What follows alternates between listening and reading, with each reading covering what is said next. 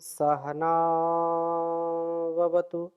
सहनौ भुनक्तु सह वीर्यं करवावहै तेजस्विनावधीतमस्तु मा विद्विषावहै। ओम शांति शांति शांति। वैदिक जीवन पद्धति की इस कक्षा में आप सभी का हार्दिक स्वागत है, अभिनंदन है। वेदों अखिलो धर्म मूलम, वेद सब सत्य विद्याओं का पुस्तक है। वेद का पढ़ना, पढ़ाना, सुनना, सुनाना तथा मनसा वाचा कर्मणा अपने स्वभाव में लाना हम सभी श्रेष्ठ जनों का, आर्यों का परम कर्तव्य है।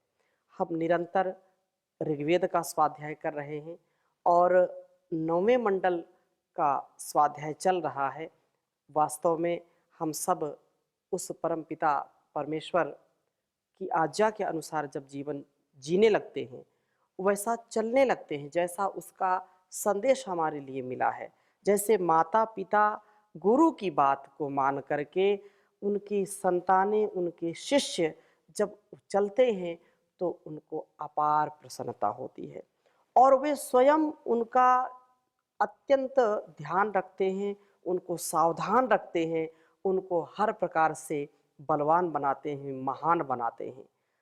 उनका प्रयास यही होता है कि ये मेरी संतान है, मेरे शिष्य हैं और इनको वो बिना मांगे ही आशीर्वाद देते रहते हैं। और वास्तव में अपने माता पिता गुरु आचार्य का प्रिय आचरण हमारे जीवन को धन्य बना देता है। यह कल्याणी वेदवाणी हमको धन्य बना रही है, क्योंकि यह उस परम गुरु की वाणी है, यह उस परम माता परम पिता की वाणी है। इस वाणी को हम आत्मसात करें, अपने जीवन को धन्य बनाना है तो यह कार्य जरूर करना ही पड़ेगा। तो यह एक बहुत बड़ा कार्य है कि हम अपने व्यवहार को, अपने संस्कार को कैसे अच्छा बनाएं। तो उसमें यही बात आती है कि अपने से बड़ों की बात मानना, अपने माता पिता की बात को मानना और जो उपदेश शास्त्रों का है, वेदों का है, उसको जानना, समझना, मानना और वैसा जीना, ये बहुत महनीय कार्य है। और इसके लिए आवश्यक है कि अपने इंद्रियों पर नियंत्रण रखें, अपने मन पर नियंत्रण रखें, अपने वाणी पर नियंत्रण रखें। संयत वाक होना चाहिए, हमारी जो वाणी है बहुत संयमित होनी चाहिए। परमित बोले, यद वदामी मधुमत तद वदामी, जो कुछ मैं बोलूं मधुरता से परिपूर्ण हो। इसके लिए यह कल्याणी वेदवाणी हमको प्रेरित करती है और जो है हम ऐसे बहुत ही सुंदर जीवन जी पाते हैं और गंभीरता से युक्त होते हैं। अब यही यहाँ पर उपदेश दिया है। ऋग्वेद के 9वें मंडल के 62वें सूक्त का हमने पिछली कक्षा में स्वाध्याय किया था, पहले और दूसरे मंत्र का। तीसरे मंत्र में बहुत सुंदर चर्चा की है कि संयत वाक, वाणी हमारी अच्छी हो, इसके लिए हम अपने ऊपर नियंत्रण रखें। तो वेद मंत्र आपके समक्ष लिखता हूं, फिर चर्चा करूंगा। ओम कृण्वन्तो वरिवो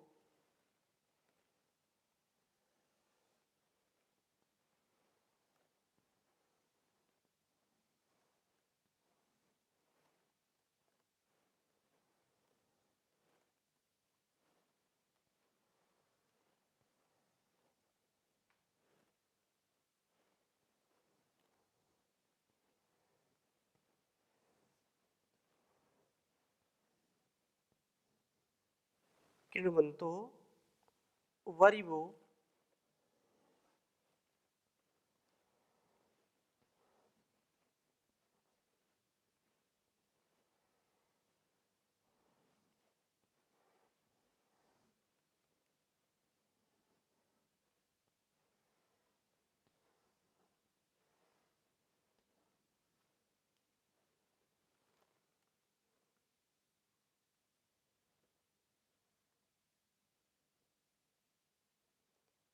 गवे अभ्यर्षन्ति,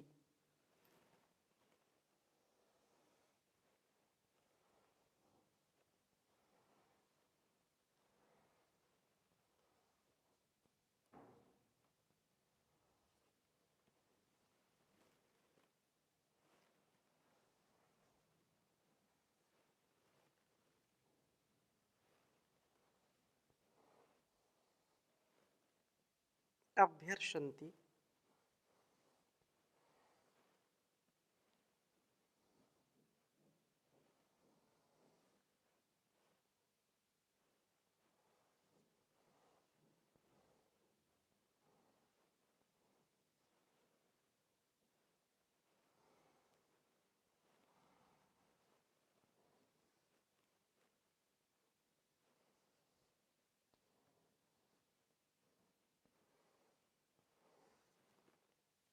गवे अभ्यर्षन्ति सुष्टुतिम,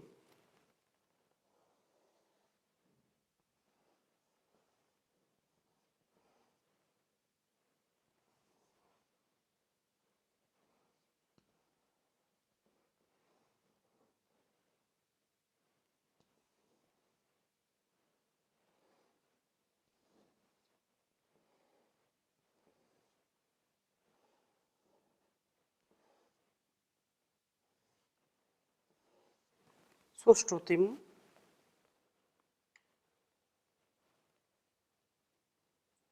इडामस्मभ्यं संयतम,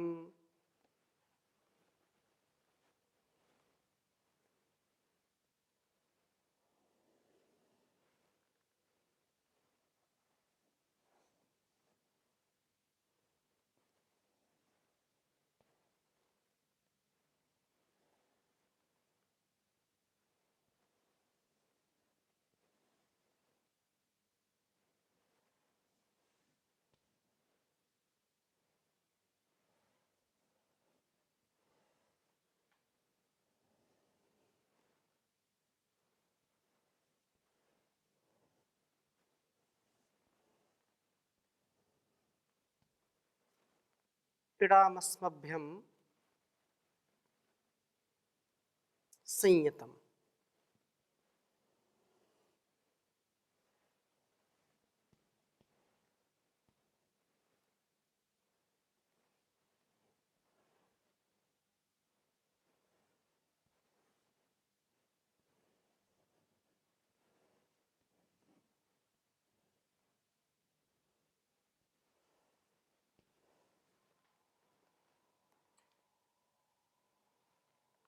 ऋग्वेद के 9वें मंडल के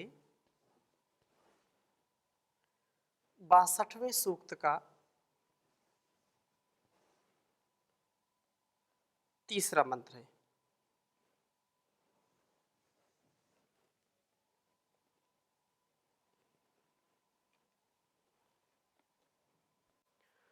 ओम कृण्वन्तो वरिवो गवेभ्यर्षन्ति सुष्टुतिम् इडामस्मभ्यं संयतम्। ओम कृण्वन्तो वरिवो गवेभ्यर्षन्ति सुष्टुतिम् इडामस्मभ्यं संयतम्। बहुत ही सुंदर चर्चा है इस वेद मंत्र में। हे मनुष्य, ये सोम जो गवे हमारी इंद्रियों के लिए, ये इंद्रियां हमारी गो कहलाती हैं, वाणी भी हमारी गो कहलाती है, पृथ्वी भी गो कहलाती है, क्योंकि ये गमनशील हैं, सब ये गति करते हैं। इसलिए ये वरिवहा वर्णीय धनों को, जो वर्ण करने के योग धन है, किण्वन्तः करते हुए होते हैं। सदा इन इंद्रियों को ये उत्तम शक्ति वाला बनाते हैं। ये सोम सुष्टितिम अभि अर्षन्ति, उत्तम स्तुति की ओर चलते हैं। सुरक्षित सोम हमको पूर्ण यशस्वी बनाता है, और यह सुरक्षित सोम स्तुति करने में, प्रार्थना करने में, उपासना करने में सहायक बनता है। यह स्तुति प्रवण बनाते हैं। ये सोम अस्मभ्यम हमारे लिए इडाम, इस वेदवाणी को संयतम पूर्ण रूप से वशीभूत करते हैं। इस वेदवाणी को हम खूब समझने वाले बनते हैं। यह जो उपदेश है, ये जो संदेश है, इसको हम समझ जाते हैं कि इसका अभिप्राय क्या है। हमारे आत्म कल्याण के लिए, हमारे जीवन के उद्देश्य की पूर्ति के लिए क्या कल्याणकारी है, क्या अकल्याणकारी है, क्या भद्र है, क्या अभद्र है, इसको हम समझ सके, ऐसी प्रेरणा हमको मिलती है। और इस प्रकार हमारे जीवन में एक प्रकाश आता है ज्ञान का। इस वेदवाणी से हमको अपनी इस रसना में, इस वाणी में भी ओज की प्राप्ति होती है जब हम उसका पालन करते हैं। अर्थात हमारी यह वाणी भी वेदवाणी का गुणगान करने वाली बन जाती है। हम हमारी वाणी को संयत करते हैं, अर्थात सोम के सुरक्षित होने पर हम संयत वाक होते हैं। हमारे मुख से कभी भी कड़वे वचन नहीं निकलते हैं। जो भी हम बोलते हैं, क्योंकि जो विद्वान होता है, धीर गंभीर होता है, उसकी वाणी में बहुत रस होता है, वो तेजस्विता से, ओजस्विता से युक्त व्यक्तित्व होता है और वह कर्कश, कठोर, हृदय को विदीर्ण करने वाला कोई भी शब्द बोलता नहीं है। वो जो भी बोलता है बहुत सधा हुआ, नपा तुला हुआ बोलता है। और वाणी का तो बहुत ही महत्व इस संसार में है, क्योंकि जैसी हमारी वाणी होगी वैसा ही प्रभाव इस लोक में हम अपना कर पाते हैं। यदि वाणी जिनकी बहुत कड़वी है, कठोर है, कर्कश है, तो उनसे अपने भी लोग कतराते हैं, अपने भी लोग बचते हैं, अपने भी लोग उनको पसंद नहीं करते, क्यों, इसकी वाणी ठीक नहीं है। जब देखो तब कुछ ना कुछ उल्टा ही बोलता है, कठोर ही बोलती है, जब कुछ बोलते हैं विष घोलते हैं, काली जुबान है, पता नहीं क्या क्या लोग बोलते हैं। तो वाणी का अत्यंत महत्व है। इसलिए जो संयमी होते हैं, जो ब्रह्मचर्य से युक्त होते हैं, जो वेद स्वाध्याय करते हैं, वेदानुकूल जीवन जीते हैं, शास्त्रोक्त, ऋषि प्रोक्त विधि निषेध का ध्यान रखते हैं, तो वे वास्तव में बहुत ही तेजस्वी हो जाते हैं। तो सोम रक्षण के विशेष रूप से 3 लाभ इस वेद मंत्र में बताए हैं।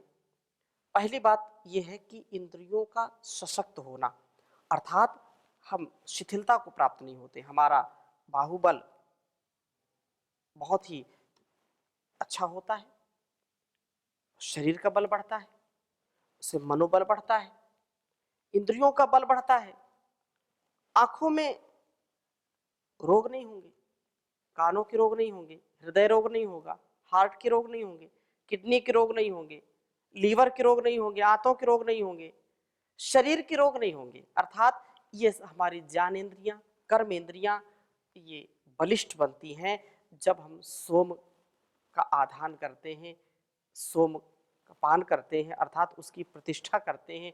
पूरे शरीर में ऊर्जा का संचार होता रहता है। यह अत्यंत हमारे लिए कल्याणकारी है। दूसरी बात क्या है, स्तुति की प्रवृत्ति उत्पन्न हो जाती है। यदि हम मन को शांत कर पाते हैं, यदि इंद्रियों पर नियंत्रण कर पाते हैं, इंद्रियां हमारी स्वस्थ हैं और उस स्वास्थ्य को पा करके, तन का मन का स्वास्थ्य पा करके हम ध्यान की प्रवृत्ति वाले बन जाते हैं। हमारी जो ध्यान की प्रवृत्ति है, जो उपासना, वो उपासना में मन लगता है। नहीं तो इतने हम प्रयास करते हैं, अधिकांश लोगों का यही कथन होता है, मन नहीं लगता, ध्यान में मन लगता नहीं है। ध्यान कैसे करें बता भी देते हैं, सुन भी लेते हैं, लेकिन जब ध्यान करते हैं तो मन इधर उधर भागता रहता है। इच्छा ही नहीं होती है, कुछ ऐसा कहते हैं। लेकिन वास्तव में जब इंद्रियों पर नियंत्रण होगा, मन शांत होगा, स्तुति, प्रार्थना, उपासना में मन अपने आप लगने लगता है। तीसरी बात, संयत वाणी वाला व्यक्ति बन जाता है। व्यक्ति स्त्री हो या पुरुष हो, युवक हो, युवती हो, पति हो, पत्नी हो, माता हो, पिता हो, जिनके जीवन में संयम है, संयम ही मर्यादा है। मर्यादा से युक्त जिनका जीवन है, संयम से युक्त है, अनुशासन जिनके जीवन में है, मर्यादा, अनुशासन, ये सब एक दूसरे के पूरक शब्द हैं। एक ही बात, एक ही संकेत हमको करते हैं कि जो ऋषियों का संकेत है उसको हम जिए। तो वाणी का आभूषण, सबसे बड़ा आभूषण कहा भर्तृहरि ने। बहुत सुंदर बात कही है, केयूराणि न भूषयन्ति पुरुषं, हारा न चन्द्रोज्ज्वला,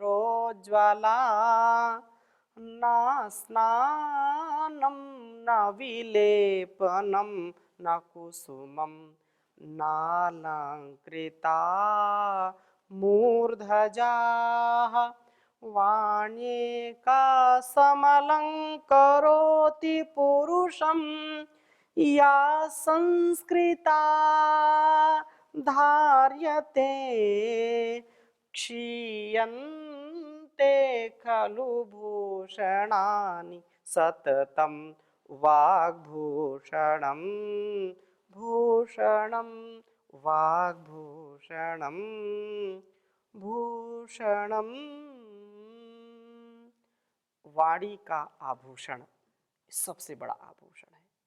संसार के लोग जो आकर्षित होते हैं अपने शरीर को सजाने में, संवारने में, कोई मोती माणिक पहनता है, कोई सोना चांदी के आभूषण पहनता है, कोई लेपन करता है, कोई इत्र डालता है, कोई बार बार स्नान करता है, अलग अलग प्रकार से अपने शरीर को सजाने का, संवारने का, अलंकृत करने का कार्य करते हैं।